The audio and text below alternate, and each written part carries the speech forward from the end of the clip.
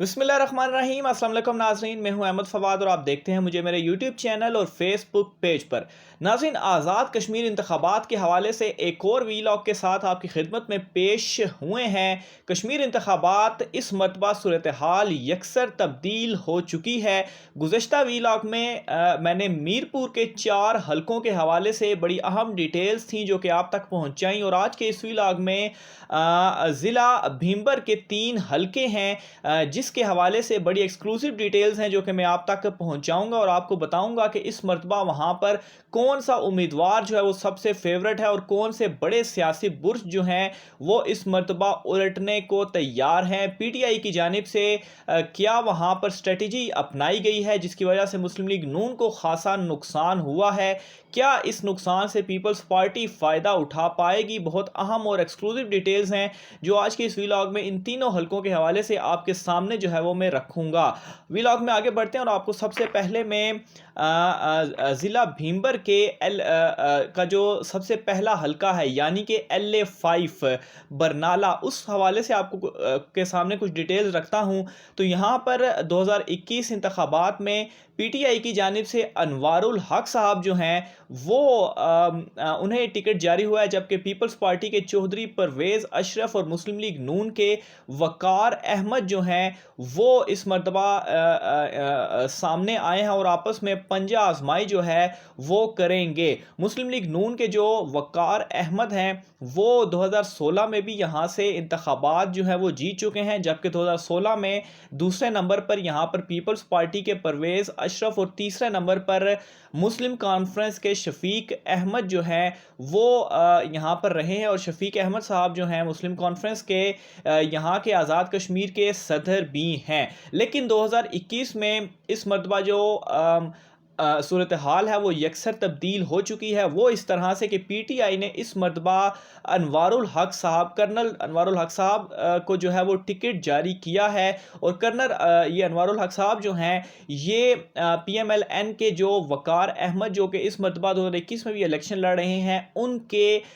Cousin हैं। और यूं मुस्लिम लीग नून का एक जो वोट बैंक है वो तकसीम हो चुका है, यानी कि एक ही ख़ानदान में इस मरतबा पाकिस्तान तहरीक इंसाफ और पाकिस्तान मुस्लिम लीग नून के 2 उम्मीदवार जो हैं वो सामने आए हैं। और वकार अहमद जो कि ऑब्वियसली वहाँ पे उनका वोट बैंक था जो कि मुस्लिम लीग नून के थे और वो जीते भी थे, लेकिन ये वोट बैंक उनका तकसीम हो चुका है क्योंकि पीटीआई ने अनवारुल हक जो कि उन्हीं के ख़ानदान के हैं, उन्हीं के कज़न हैं, उनको इस मरतबा जो टिकट है वो जारी किया है। तो ये बहुत इंटरेस्टिंग यहाँ पर सूरत हाल पैदा हो चुकी है कि कैसे एक ही ख़ानदान के 2 लोगों में जो ख़ानदान का वोट है वो भी तकसीम होगा और हल्के की जो सियासत है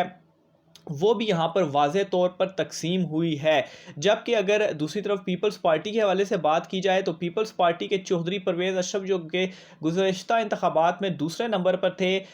उनको भी इस हवाले से फ़ायदा हो सकता है। और मुस्लिम कॉन्फ्रेंस यहाँ पर मेरे ख़्याल से इस मरतबा फेवरेट नज़र आ रही है क्योंकि एक तो उनके आज़ाद कश्मीर के जो सदर हैं वो मैदान में उतरे हैं और दूसरा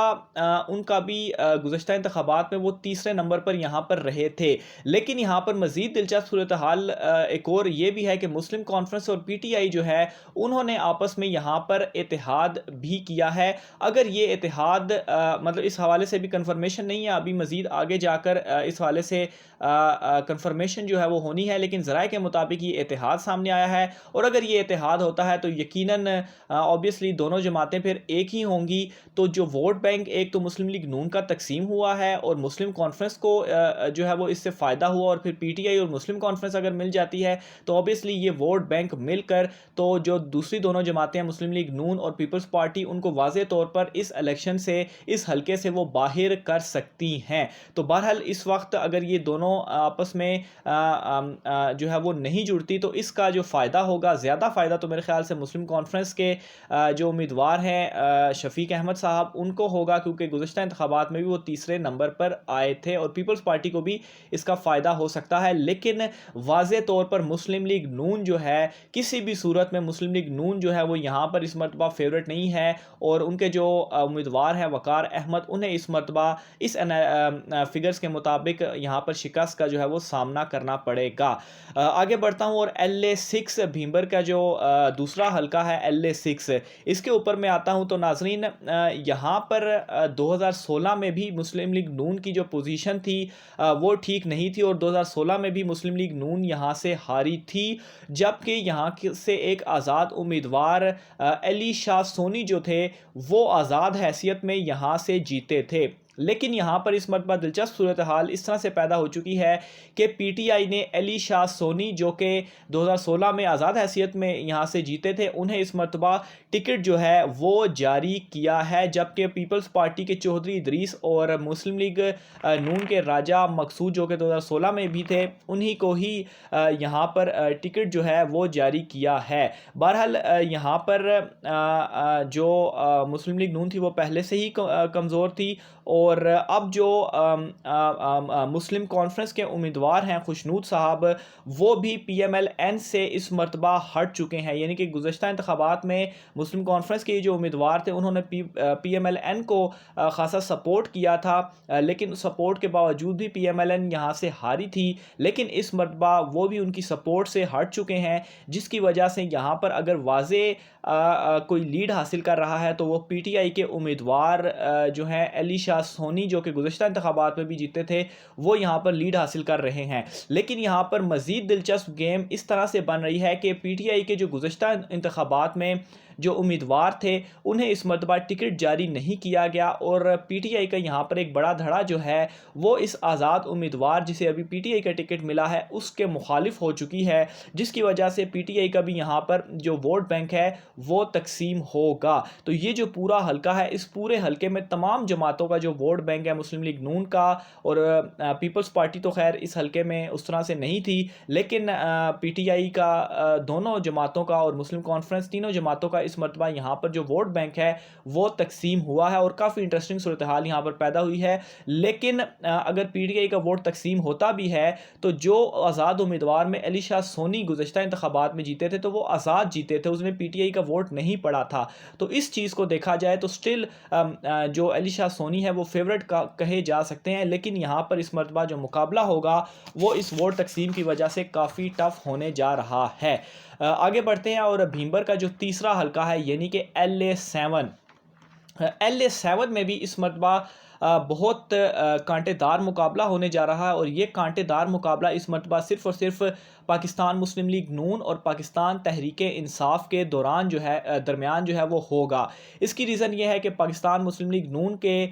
जो उम्मीदवार हैं वो अगर मैं आपको बताऊं तो चौधरी तारिक फ़ारूक और पाकिस्तान तहरीक इंसाफ के चौधरी अनवारुल हक। तो जो